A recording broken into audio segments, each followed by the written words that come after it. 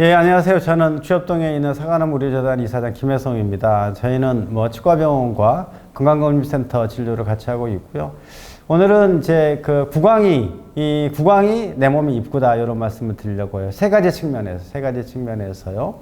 우리가 입이 우리 몸 전체 입구인 건 너무 당연하죠. 그러더라도 미생물로 봐도 입구다라는 얘기를 세 가지 측면에서 드리려고 한다라는 거고요. 먼저 소화기 얘기를 좀 해보죠. 우리가 꿀꺽 삼키는 거죠.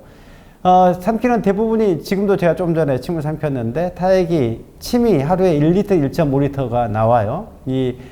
침샘이 얼굴 양쪽 아래에 크게 세 군데가 있어요. 이 턱 밑에, 이걸 이제 귀 이자 써서 이하선이라고 그러고, 이 귀 밑에, 이 혀 밑에 설하선이라고 입 안쪽으로 보입니다.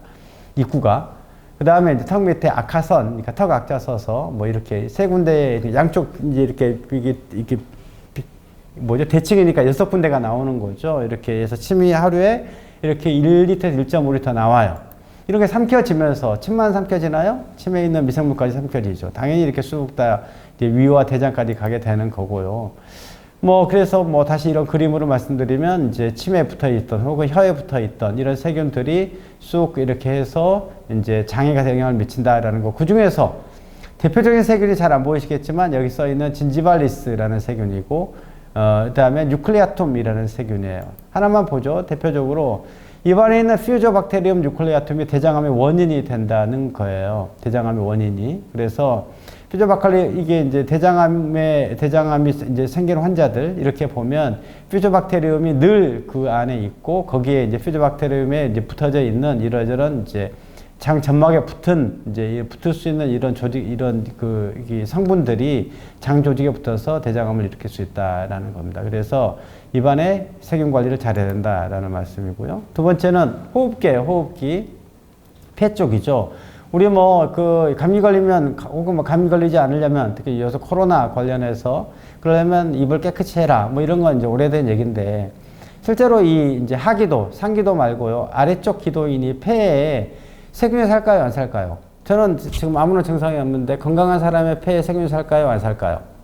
살아요. 옛날에는 안 산다고 생각했거든요. 제가 2009년 의학 미생물학 책까지 확인했는데, 그때만 해도 세균이 안 산다고 생각했어요. 틀렸어요. 다 세균이 삽니다. 요새 그런 논문들이 나오고 있고요. 그러면 그게 세균이 어디서 갈 거냐? 폐 안에 있는 세균이 코 아니면 입이죠. 그러지 않겠어요? 정답은 입이에요. 이제 코에 사는 세균은 피부에 사는 세균과 비슷합니다. 근데 입에 사는 세균이 지금 제가 말하고 있는 지금이나 잠잘 때나 또 이렇게 숨을 쉴 때 미세하게 안개처럼 흩어져서 이 폐까지 들어간다는 거예요. 그걸 이제 미세흡인, 마이크로 어스퍼레이션이라고 하는데, 그럴 때 이제 이 타액에 있는 세균들이 이제 폐로 이렇게 흡인돼 들어간다라는 겁니다. 실제로 어떤 연구자들이 코에 있는 세균, 구강에 있는 세균, 이제 이 폐에 있는 세균, 또 위에 있는 세균, 이런 걸 다 비교해 봤더니 구강세균과 이 폐에 있는 세균이 가장 비슷해요. 실제로 이렇게 넘어간다는 거죠. 그렇기 때문에 이건 자체가 너무 인상적인 연구라서 딴 데서 얘기를 많이 하는데, 우리 요양병원에 계신 어르신들이나 아니면 이제 우리 중환자실에 누워 계신 분들, 입안이 너무 안 좋잖아요. 관리가 안 되니까. 그런 분들에게 이게 2년 동안 지켜본 연구인데요. 2년 동안 한 군데는 그냥 똑같이 그런 요양 서비스만 한 거죠. 그냥 특별히 이제 입안을 관리해주지 않고. 근데 한 군데만 찾아가서 일주일에 한 번 정도씩 이런 이제 치과위생사나 이런 사람들이 구강 관리를 깨끗이 씻어준 거예요. 입안을. 그랬더니 2년 후에 봤더니 이제 사망률이 그냥 보통 요양 서비스만 한 요양병원에서는 20%가 사망함에 반해서 입안을 깨끗이 해준다는 6%만 사망했어요. 그러니까 3분의 1 이하로 떨어진 거예요. 너무 놀랍지 않아요? 너무 놀랍죠. 그리고 요양병원에서 많이 사망하는 가장 큰 이유는 폐렴이거든요. 폐렴에 걸리는 확률도 이 구강 케어를 해줬더니 9%, 2년 동안 9%가 폐렴에 걸렸고, 똑같이 요양 서비스, 그냥 보통 요양병원에서는 21%가 폐렴에 걸렸다는 거예요. 그러니까 다시 좀 말씀드렸듯이 입안의 세균이 폐로 가기 때문에 이러한 입안의 관리가 안 되면 폐렴이 더 생길 수 있고, 그것 때문에 사망이 더 생길 수 있다라는 이제 이런 인과관계가 성립이 되는 거죠. 그렇기 때문에 입안 관리가 중요하다, 이 말씀이고요. 그래서 좀 전에 우리 삼키는 소화기, 숨 쉬는 호흡기 말씀드렸고, 세 번째는 순환기예요. 혈관을 통해서 돌아다니는.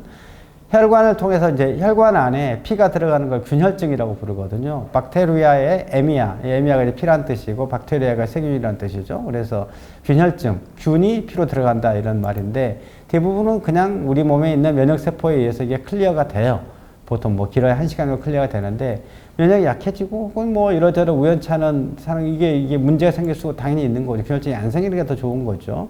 그런데 문제는 늘 생긴다는 거예요. 균혈증이 늘 생길 수 있다. 말하자면 이건 입솔질만 하는 경우에 이제 균혈증이 생기는 경우예요. 입솔질을 막 하고 나서 1분 30초 후에 이제 피를 뽑아서 그 실제로 균이 들어있나 없나를 봤어요. 또 한 2분 후에, 뭐 한 20분 후에, 30분 후에, 1시간 후에 본 거예요. 피를 뽑아서. 이건 입솔질한 거, 동그라미는 이건 이를 빼고, 치과 가서 이를 빼고 항생제를 안 먹은 경우.